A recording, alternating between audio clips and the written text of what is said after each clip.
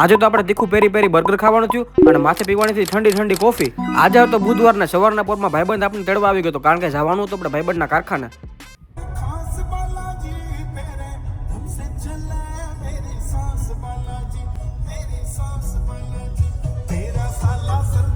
સવારના પોરમાં આપણા માટે ફાઈટક કેમ બંધ કરી હોય એવું લાગે, કારણ કે આપણા સિવાય ફાઈટક કોઈ આવ્યું જ નહોતું. ફાઈટક બંધ હતી એટલી વાર આપણે ઉભા રહ્યા અને પછી પહોંચી ગયા આપણે કારખાને અને દિવાબત્તી કરીને પાછું આપણે જવાનું છે ધોરાજી બાજુ, કારણ કે આજે તો બુધવાર એટલે કારખાને તો રજા હોય.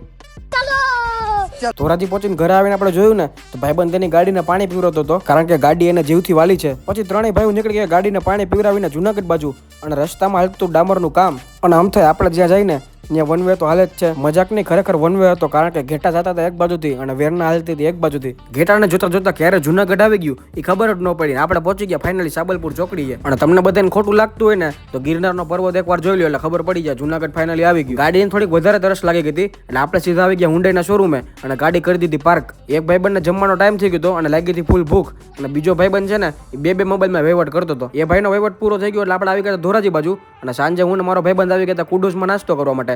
અમે નાસ્તો કરી ત્યાં તમે બધા ફોલો કરી નાખો. મળીએ બધાને કાલે. જય શ્રી રામ.